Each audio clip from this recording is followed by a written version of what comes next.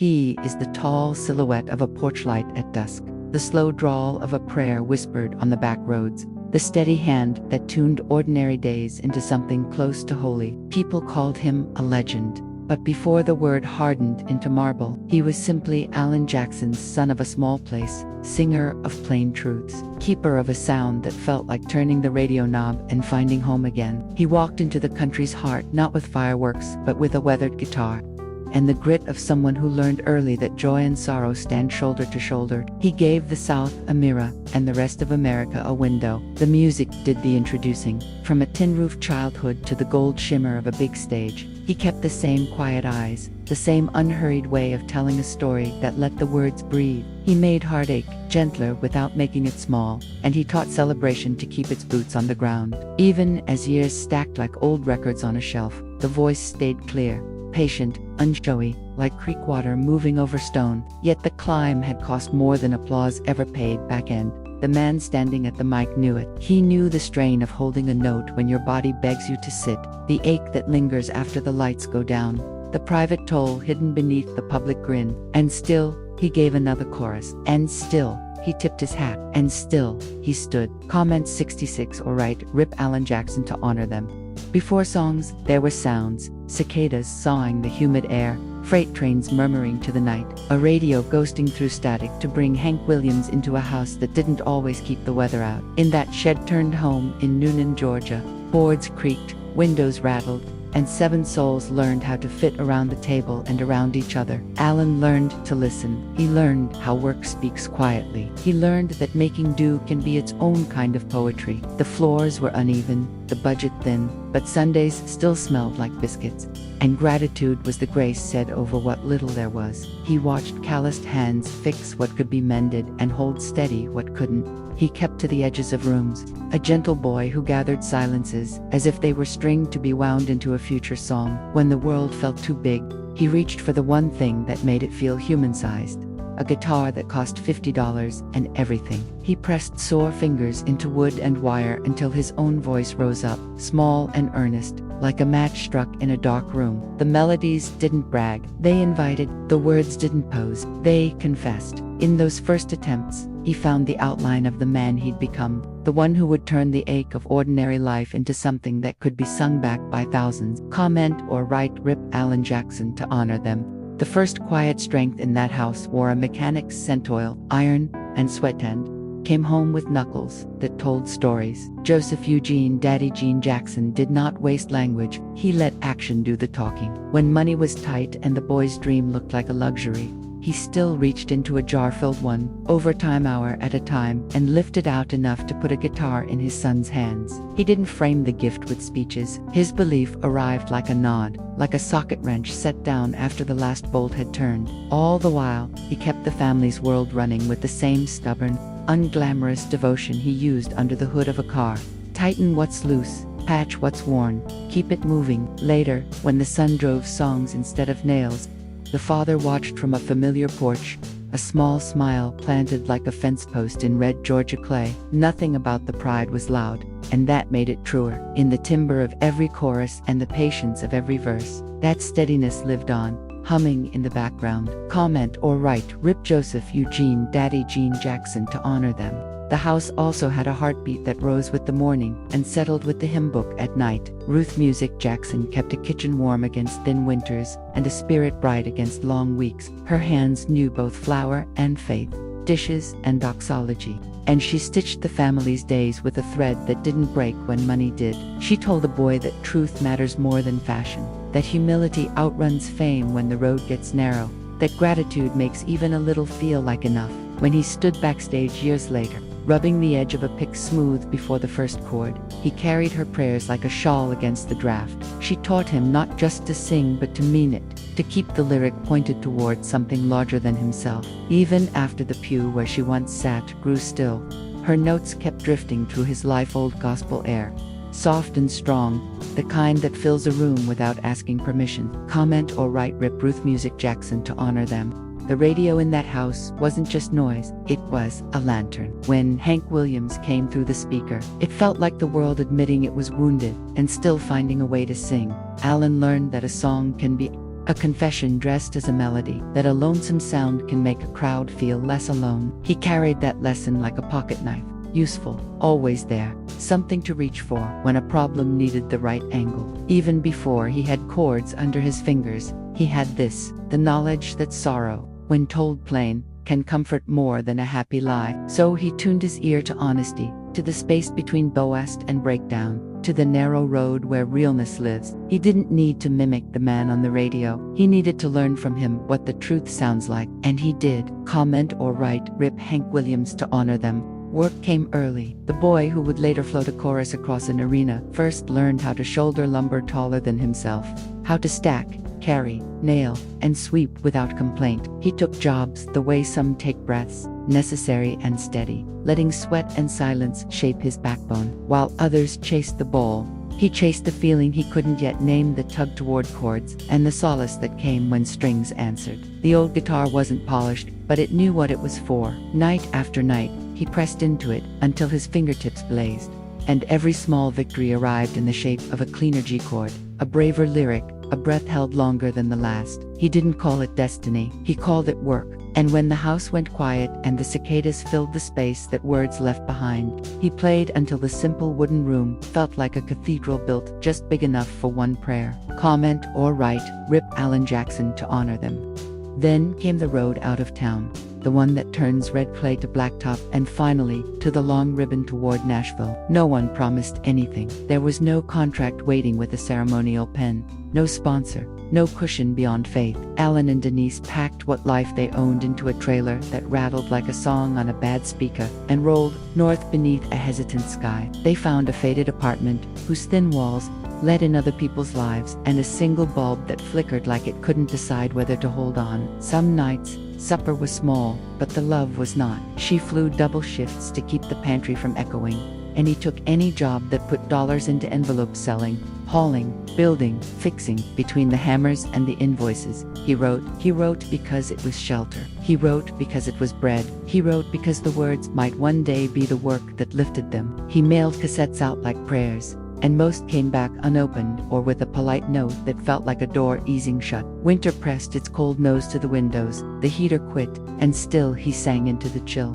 Not to find an audience, but to keep alive the part of himself that refused to freeze. Comment or write, Rip Alan Jackson to honor them. Denise had weather in her, the kind that doesn't scare easy. She met him young, saw past the shy grin and the lanky frame to the quiet furnace inside, and believed before belief had a reason to cash out. She worked when he needed time. She rested when he needed courage. She joined her life to his like someone tying two ropes together and testing the knot with her weight. When dreams looked small from the ground, she climbed the ladder of them anyway. She knew how to talk to strangers, how to look at a mountain and see a path, and how to keep standing when long days and longer nights said sit down. In rooms that didn't yet know his name, she kept it safe, tended it, spoke it into ears that could open one more door. The marriage was not a fairy tale. It was better, it was real.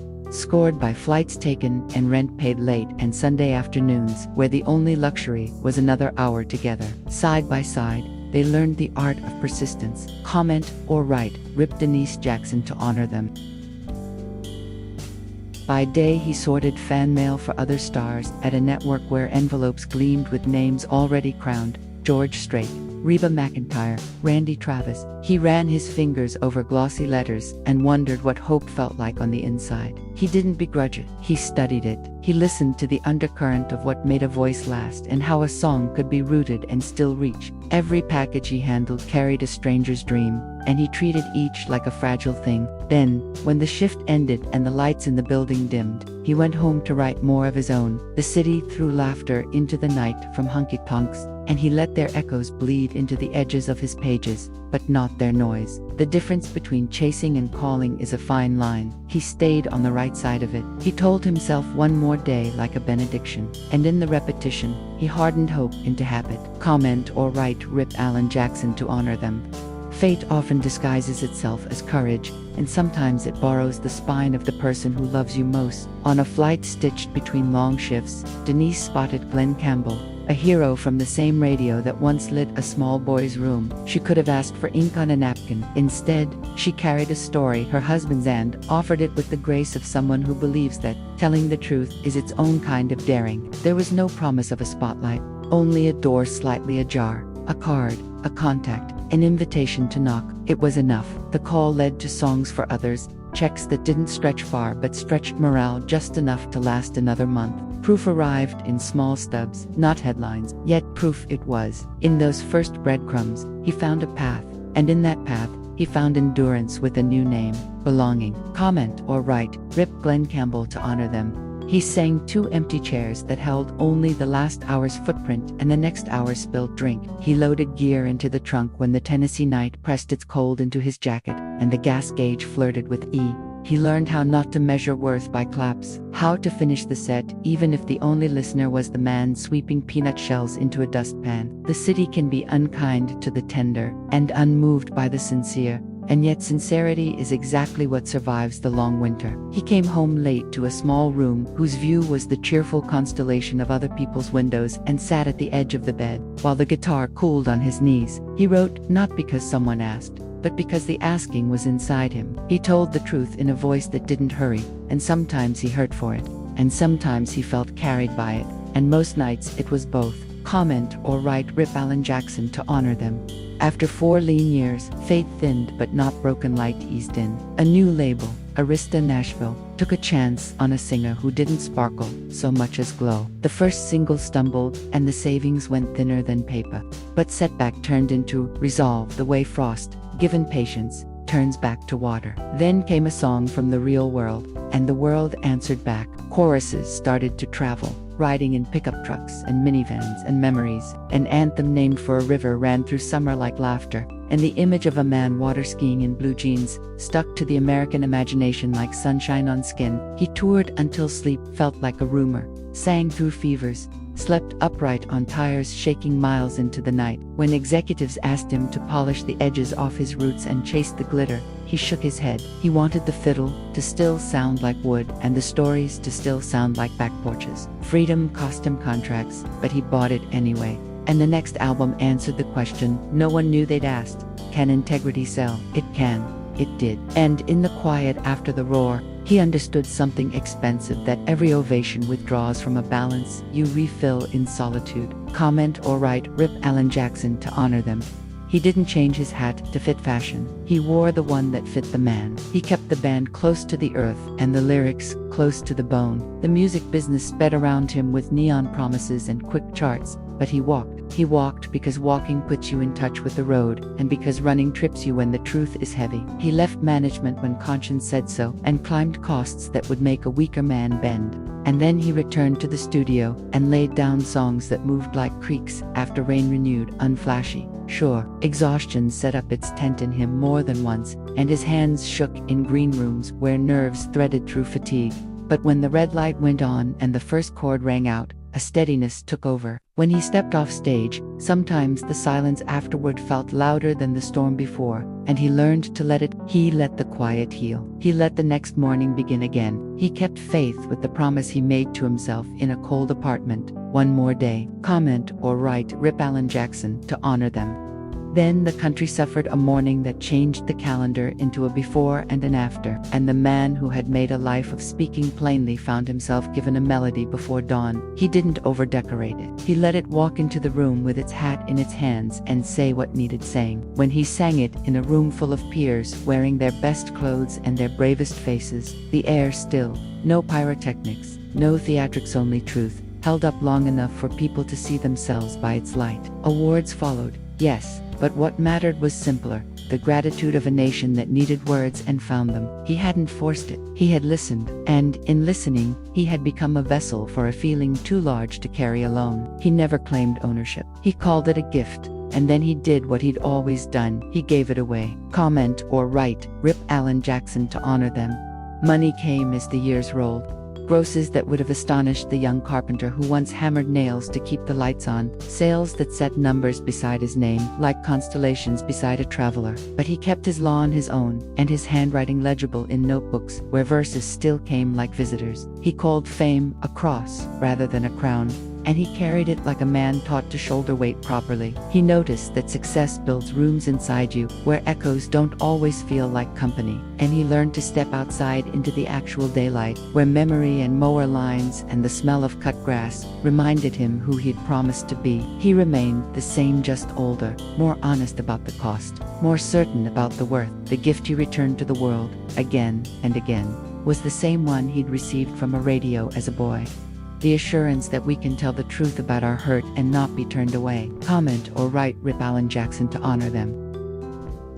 He had carried a nation through loss and laughter, but behind the curtain where the spotlights couldn't follow, his heart's most sacred story was unfolding in the quiet company of love itself. Before the crowds, before the records that glittered on the wall, there had been only Alan and Denise, two kids from Georgia believing that faith and stubbornness could be enough. They were barely adults when they stood together and promised forever on a winter day that bit through thin jackets. No fanfare, no headlines, just a vow written in the language of the humble. Their first home was small enough to hear the neighbors cough and the radiators sigh. They decorated it with thrift store furniture and laughter that came easy because the world hadn't yet demanded so much of them. When the electricity flickered, they struck a match. When money ran out, they counted blessings instead of bills. In those small rooms, their dream found its first breath. Comment or write Rip Denise Jackson to honor them. She had believed in him before anyone else dared to listen. She was the first applause, the first audience, the first believer. When long nights of rejection curled around him, she reminded him that every seed begins in the dark. Her faith walked into every studio session he couldn't afford, every bar where only the bartender clapped, and every prayer that came out of his throat disguised as a song. And when she crossed paths with Glenn Campbell on that airplane, courage was sitting beside her disguised as coincidence. Her voice did not shake when she spoke his name, and in that moment, the universe tilted in their favor. That one act, a few words traded 30,000 feet above the earth, set their future in motion. Alan would later call it the day Grace took a detour through a stewardess and found a singer. Comment or write Rip Glenn Campbell to honor them. When success finally came, it didn't arrive gently. It came like a storm that sweeps up the whole sky. Money, travel, attention, exhaustion. Their marriage, once their hiding place, became another battlefield where distance and noise fought for their souls. He was everywhere except home, smiling into cameras while somewhere a dinner went cold and a child asked where daddy was. The love that had once felt invincible bent under the weight of miles and misunderstandings. Mistakes happened, the kind that bruise deep and don't heal quickly. Denise packed her bags not out of hatred, but heartbreak. She left a note that said she needed to find herself again. And the silence that followed was louder than any stadium he'd ever fill. He stared at trophies that glinted like reminders of everything success couldn't buy. In that quiet, Alan learned the hardest lyric, sorry. He turned the pen inward and began writing not songs, but letters please, written in the ink of humility. Comment or write Rip Alan Jackson to honor them. Forgiveness takes time, and time is the hardest currency to earn back. Denise found hers in faith. She prayed not for her husband to return, but for her own strength to forgive. And slowly, the rhythm of grace began to echo through their days again. Coffee became conversation, conversation became hope, hope became hand-holding in church pews. They rebuilt, not by forgetting, but by remembering why they began. The gift she gave him, that Christmassy same model of car he had sold to make a home for them decades earlier, was more than chrome and paint. It was redemption you could touch. The marriage that returned from the ashes was quieter, sturdier, humble as dawn. He said later that love isn't about the first dance, but the decision to keep dancing when the music changes, and they did. Through wrinkles, through weary years, through ordinary Tuesdays, they stayed. Comment or write Rip Denise Jackson to honor them.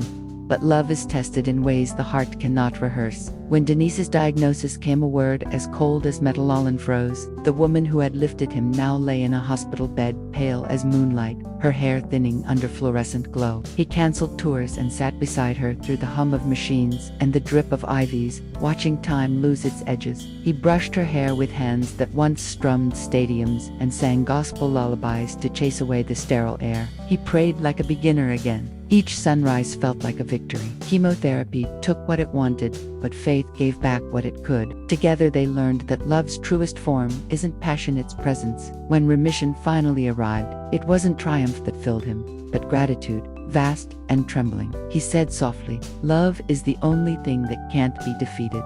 Comment or write Rip Alan Jackson to honor them.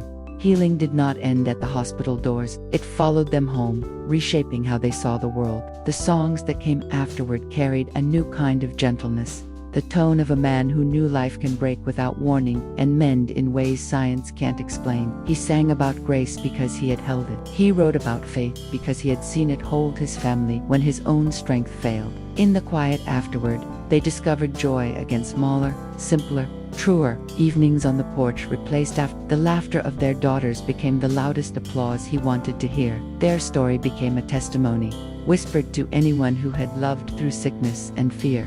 Love does not always conquer, but it always endures. Comment or write Rip Alan Jackson to honor them. The years rolled forward, but loss has a way of finding those who have known too much of it. Alan had already said goodbye to the man who taught him to work and the woman who taught him to pray. His father's voice, quiet and sure, still echoed in his mind, "Keep fixing what you can." When Joseph Eugene passed, Alan returned to Georgia to bury not just a parent, but a piece of his beginning. The funeral was small, the hymns familiar, and afterward he went home and sat in darkness with the guitar his father had once sacrificed for. What came from that night wasn't a hit, it was a memory shaped into melody. Dive for Daddy Jean became both eulogy and gratitude, a map back to childhood. It spoke of steering wheels and summer dust, but underneath it was a man still learning to say goodbye. Comment or write Rip Joseph Eugene Daddy Jean Jackson to honor them. Then came another call, the kind that makes you sit down before you even ask what happened. His mother, Ruth, gone, the woman whose prayers had been the spine of his family, whose voice had filled every Sunday with gospel sunlight. He returned again to the same church, same Georgia soil, and faced the choir she once led. Her Bible still sat where she had left it, corners folded, margins filled with small, tidy handwriting. When the choir sang her favorite hymn, he couldn't join in. The notes rose without him, trembling with the weight of memory. Out of that silence came precious memories, born not of commerce but devotion. He recorded it as a whisper to her, but the world overheard, and thousands found comfort in the echo. Through her faith, she kept mothering, even after death. Comment or write Rip Ruth Music Jackson to honor them. He carried them both with him, Daddy Jean's strength in one pocket, Ruth's grace in the other. Every show began with a quiet prayer. Every encore a bow toward heaven. Grief had turned from an enemy into a companion that walked beside him. But the road of loss had one more bend, and its cruelty this time would strike not backward into his childhood but forward into his own family. In 2018, his daughter Mattie's young husband, Ben, was gone in a heartbeat of fall. An accident, and the world suddenly split open. Alan and Denise stood helpless by the hospital bed, whispering prayers to machines that didn't answer. He had sung for others' sorrow all his life, but this one stole his breath. Ben was only 28, bright with promise, full of light. He had called him son, and now there was only silence. Comment 28 or write Rip Ben Seligman to honor them. Mattie's grief was a wound none of them could bandage. Alan found himself mute, unable to sing through the ache, the guitar untouched for months. He had always known that pain could become art, but this was too raw, too close. He and Denise stayed near their daughter, praying, holding, waiting for the edges to soften. Out of that waiting came words, instead of songs. Mattie's book, Lemons on Friday, a testament that sorrow can coexist with grace. Alan wrote, "It's forward like a letter to the world," his voice quieter than ever, saying grief never leaves, it just changes shape. And when he finally returned to the stage, the music sounded older, deeper, as if it now carried the voices of those gone before him. Each lyric trembled with the understanding that love, once given, doesn't vanish, it only changes form. Comment or write Rip Alan Jackson to honor them. In one of those concerts after the silence, he looked out at the sea of faces and felt every loss rise like a constellation. His father's hands, his mother's hymns, his son-in-law's laugh. He sang anyway, not to erase pain but to prove it could harmonize with hope. Somewhere in the crowd, someone wept quietly, and he knew the circle was complete. The man who learned from sorrow was now teaching others how to bear it. His voice cracked on the high note, and he let it. The imperfection was the truth. Comment or write Rip Alan Jackson to honor them. By the time the years folded into their later chapters, Alan had already stood in every kind of light, the blinding glare of fame, the soft gold of faith, and the dim glow of a hospital lamp. Fate had one more verse for him to sing, a quiet battle, not with the world around him, but with his own body. For a long time, the signs had whispered rather than shouted. A stumble here, a tremor there, legs that tired faster than they should. He ignored them as long as a stubborn man can, chalking it up to the miles on his bones from years of touring, until the doctors finally gave it a name: Charcot-Marie-Tooth disease, a rare disorder that slowly frays the nerves, stealing balance first, then strength. It was hereditary, cruel in its patience, and the words landed like an echo from his past. His father had known the same weakness. Now, it was his turn. Comment or write, Rip Alan Jackson to honor them. He listened as the doctor explained what would come: the braces, the loss of steadiness, the long, uneven road ahead. And when the explanation ended, he nodded slowly, as if absorbing another verse in the long song of his life. He didn't rage or beg. He simply said, "I'm blessed. I can still sing."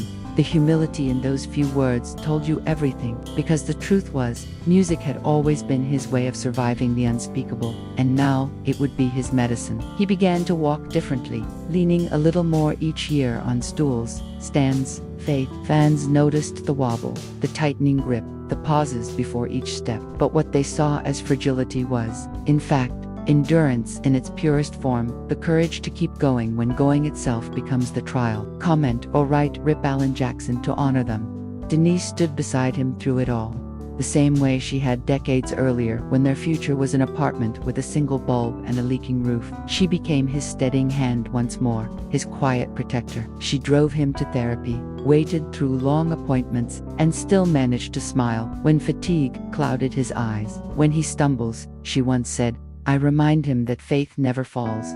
And in those simple words, the vow they'd spoken as teenagers came full circle. Love, it turned out, was not about holding each other at your best, but about lifting each other when gravity insists otherwise. The same faith that had carried them through fame, betrayal, illness, and loss now carried them through the fragility of his body. It was not a defeat, it was a transformation. Comment or write, Rip Denise Jackson to honor them.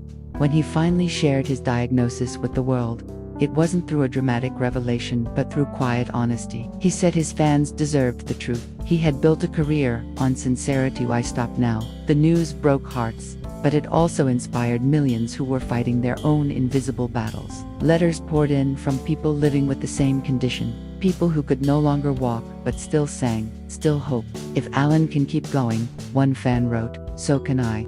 He read every word. The man who had once been healed by music was now healing others with the same simple truth. Persistence is a kind of prayer. His illness became not a tragedy, but a sermon about courage whispered through trembling hands. Comment or write, Rip Alan Jackson to honor them. In 2022, he did what many thought impossible. He toured again. The last call, one more for the road tour, wasn't a farewell as much as a thanksgiving, a chance to look his audience in the eyes and say, "We did this together." When he walked on stage, slower now, steadier on the mic stand, the crowd rose in reverence, not pity. When the first chords of Remember When began, thousands of voices carried him, holding the notes he couldn't. His eyes filled, not with regret, but with wonder. He once said, "When I'm up there, it's the only time I feel whole." And that night, for every shaking step, there was an ocean of sound lifting him higher. It wasn't a concert, it was communion. Comment or write, Rip Alan Jackson to honor them. After that tour, he withdrew from the road, not out of surrender but out of understanding. The applause, once thrilling, now echoed differently. Home became his stage again, the porch his audience, the morning birds his chorus. In Franklin, Tennessee, his days slowed into peace. He wrote in longhand, as he always had, his notebook thick with songs about heaven, time, and the gentle dignity of growing older. The hands that once gripped guitars now traced memories in ink. He called his illness a reminder to cherish each dawn. "Every morning you wake up," he said, "is a good one." The simplicity of that truth spoke louder than any chart-topping lyric ever could. Comment or write, Rip Alan Jackson to honor them. Around him, life continued in all its motion. Daughters, visiting with children of their own. Laughter returning to halls that once held grief. Mattie, now an author and advocate for faith through loss, often sat beside her father as he played, her voice adding harmony to songs that had once carried her through mourning. Alexandra and Donnie filled the rooms with stories of their own families, their children climbing onto their grandfather's lap as he strummed softly. his leg braces hidden beneath jeans, his smile unshaken. The home, filled with photographs, carried every season of their lives: wedding days, tour buses, award nights, hospital rooms, baptisms, grandbaby. The air was thick with music and memory, and in that mixture lay a kind of holiness. Comment or write Rip Alan Jackson to honor them.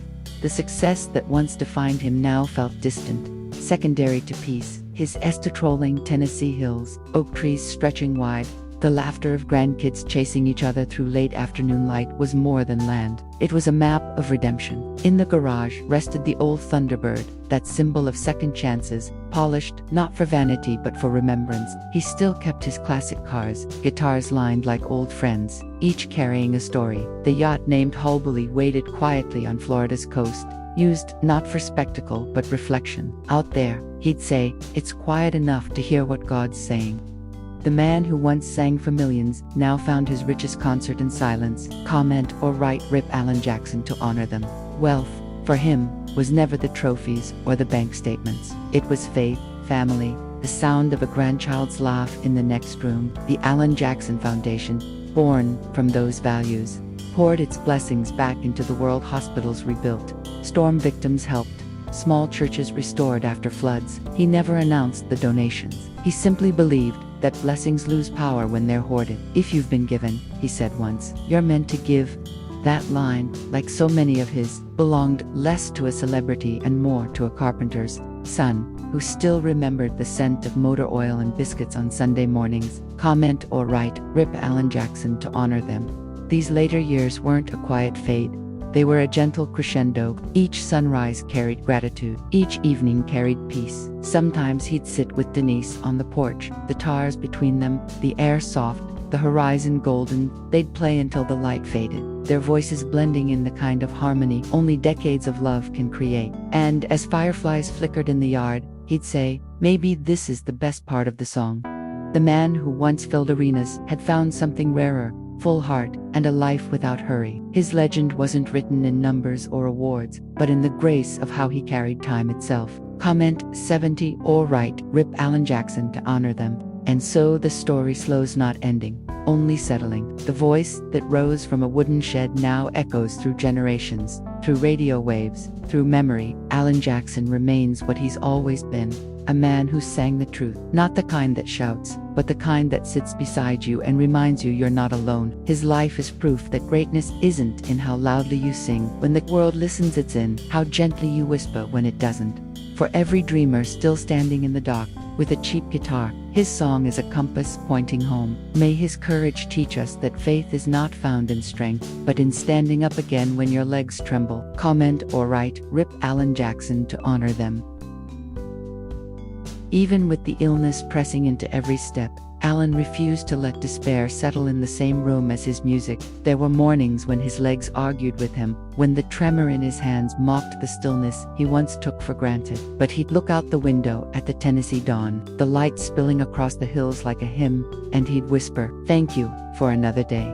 That was the kind of faith that carried him, unpolished, unpretentious, the faith of a mechanic's son and a cafeteria cook's boy who had seen hard work outlast pain. He didn't see himself as brave, he saw himself as blessed to keep singing, even if the song came slower now. Comment or write Rip Alan Jackson to honor them.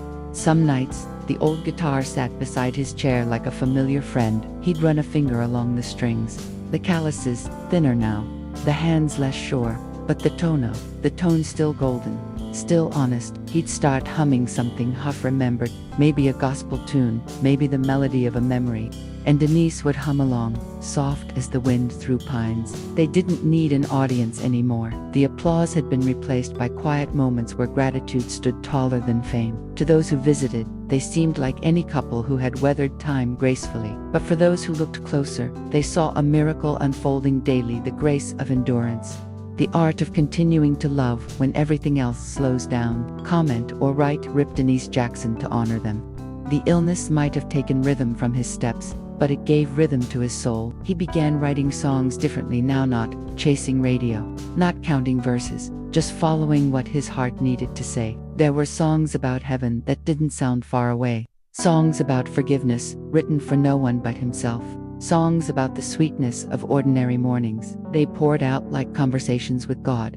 Some never left his notebook. He said they weren't meant to, they were private prayers, not performances. And in that sacred privacy, Alan Jackson rediscovered the boy who once played alone in a wooden shed, believing that if he just kept strumming, maybe the world would listen someday. Comment or write, "Rip Alan Jackson," to honor them. When the public saw him again, it was usually for charity, not spectacle. He stood beside relief trucks when tornadoes tore through Tennessee, not for cameras, but for compassion. The people he helped didn't see a celebrity, they saw one of their own. A man who still spoke slow, still tipped his hat, still remembered that greatness without humility is just noise. He'd say, "If you've been blessed, you're meant to be a blessing." That was his creed, stitched from the same cloth as his father's work shirts and his mother's aprons. The millions he donated, the homes he rebuilt, the quiet checks sent to hospitals, none of it was announced. The giving, like his songs, was meant to heal, not to shine. Comment or write, "Rip Alan Jackson," to honor them. At family gatherings, he became the storyteller, sitting near the fireplace, grandchildren leaning against his legs. They loved hearing about the days when Grandpa played to crowds bigger than football fields. When people sang his songs from Texas to Toronto, he'd grin shyly and shrugged it off. "That was fun," he'd say, "but this is better." He'd strum a soft tune, a lullaby of his own making, and the children would sway, half asleep in the glow of firelight. Denise would smile from the kitchen, and for a moment, time felt kind. He had learned to measure life not by records sold, but by moments that refused to fade. The laughter of a child became more valuable than applause. The sound of peace was louder than the stage. Comment or write, "Rip Alan Jackson," to honor them. Sometimes he'd still visit the little church in Georgia when he could make the trip. The pews were the same, the wood smooth from decades of prayers. He'd sit in the back, head bowed, letting the gospel choir rise around him. People would glance back and whisper his name, but he didn't come to be recognized. He came to remember the boy who sat in these same pews and dreamed, the mother who led those hymns, the father who fixed cars just outside town, the God who never left. After service, he'd walk through the cemetery, touching the cool stone where his parents rested, whispering, "I hope I made you proud." It was both confession and promise. Comment or write, "Rip Ruth and Joseph Jackson," to honor them. The world called him a superstar, but he never believed in that word. Stars fade, truth doesn't. When asked once how he wanted to be remembered, he said, "As a man who sang about real life, not fame, not luxury, real life, the heartbreaks, the blessings, the in-between moments that make us who we are." That's why his songs never aged. They were built from honesty, not image. Every line came from dirt roads and kitchen prayers, from laughter that followed tears. He understood that simplicity is not lack, it's depth without disguise. And when he sang, that depth became light. He reminded people that beauty isn't complicated, that love and loss share the same melody, and that hope can live in the quietest tune. Comment or write, "Rip Alan Jackson," to honor them. As his body slowed, his faith deepened. He often said that suffering has a strange way of sanding the rough edges off the soul. He no longer asked why as much as what now. What now could he do with this pain? What now could he show others who were struggling? So he began speaking publicly about endurance, not as an expert, but as a student still learning. "It's okay to be scared," he told one interviewer. "Just don't let fear sing the last verse." Those words spread far beyond country music, finding homes in hospital rooms, church bulletins, and late-night car rides where someone needed a reason to keep going. Comment or write, "Rip Alan Jackson," to honor them. There were days when he'd watch old performances, the young man with the clean stride and strong stance, and he'd smile not wistfully, but gratefully. "That was him," he'd say, "and this is me." No bitterness, no denial, just acceptance, the kind earned only through loss and love. He understood that aging is not a theft but a trade. Youth for wisdom, speed for soul. The tremor in his hand, the cane leaning by the chair, the braces hidden under jeans, they were all part of a larger story, one that still had melody left in it. Every note he sang now felt like a prayer of thanks for the days he could still make sound. Comment or write, "Rip Alan Jackson," to honor them. In the stillness of one of those Tennessee evenings, when the air smelled of rain and magnolia, Alan sat on his porch with Denise. The light softened into amber, the fields quiet except for the hum of crickets. He turned to her and said, "You know, I think the best songs are the ones you live." She smiled, knowing exactly what he meant. They sat without words, the same way they had sat through storms, loss, laughter, and decades of grace. Somewhere far away, a radio played "Remember When." The sound drifted through the air, like a memory returning home. And in that quiet, their story, their song felt complete. Comment or write Rip Allen and Denise Jackson to honor them.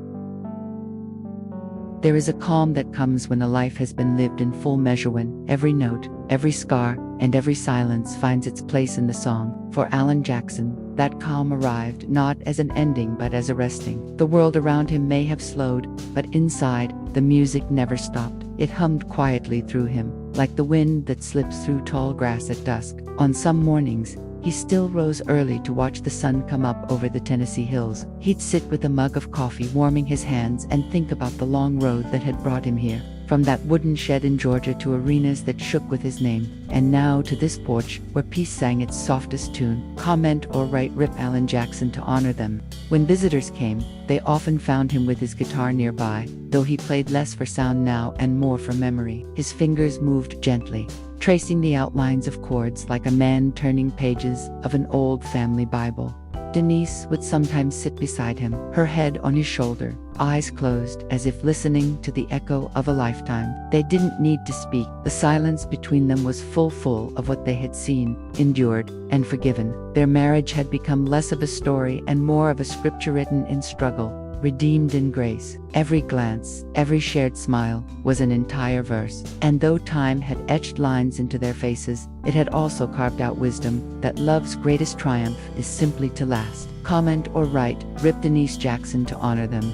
The grandchildren adored him not as the superstar on the old album covers, but as the gentleman who told them bedtime stories about small towns, old trucks, and faith that never ran out. He'd kneel slowly beside them, tracing their names in the dirt, teaching them to find wonder in small things, the sound of rain, the smell of sawdust, the way a melody can make you remember someone you've never met. This, he'd tell them softly, is where the good stuff lives.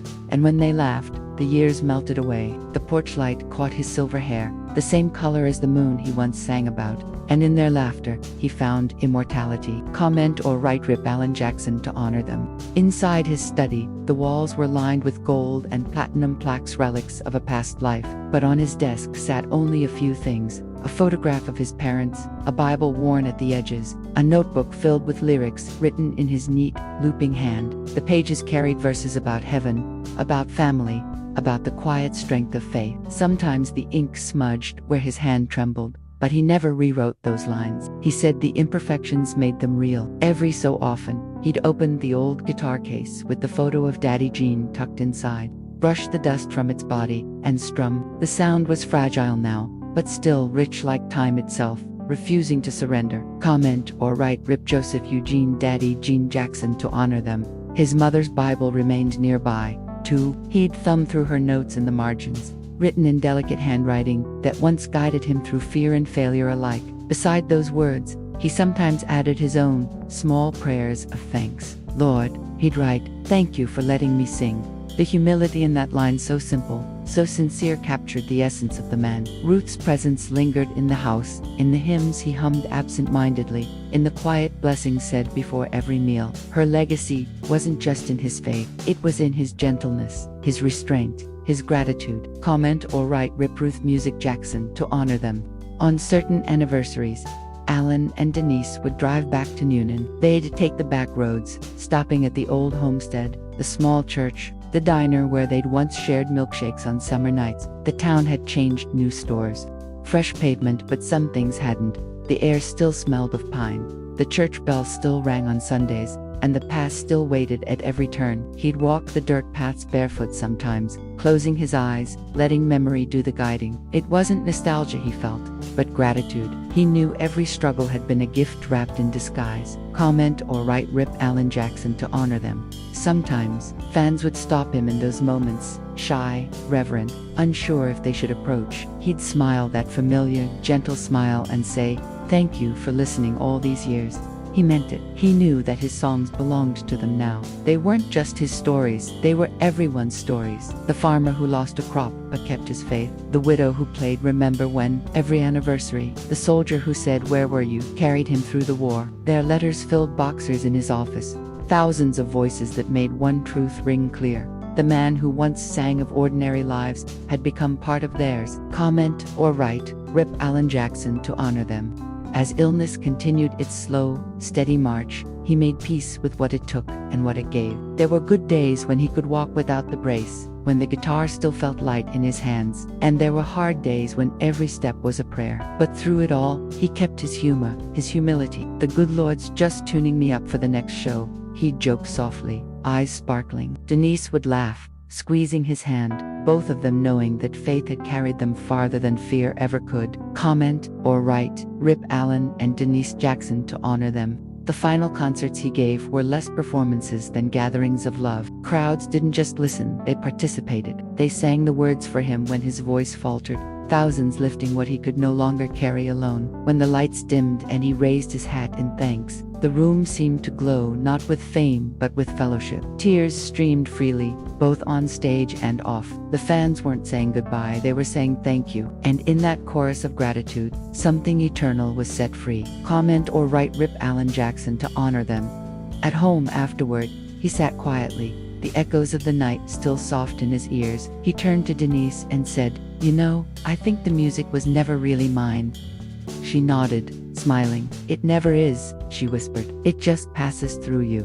They sat hand in hand, the sound of distant crickets filling the air. Two souls who had turned life's hardest lessons into harmony. The man who had spent a lifetime giving voice to the ordinary had finally taught the world something extraordinary, that humility, faith, and love when sung sincerely can make a life echo forever. Comment or write Rip Alan Jackson to honor them.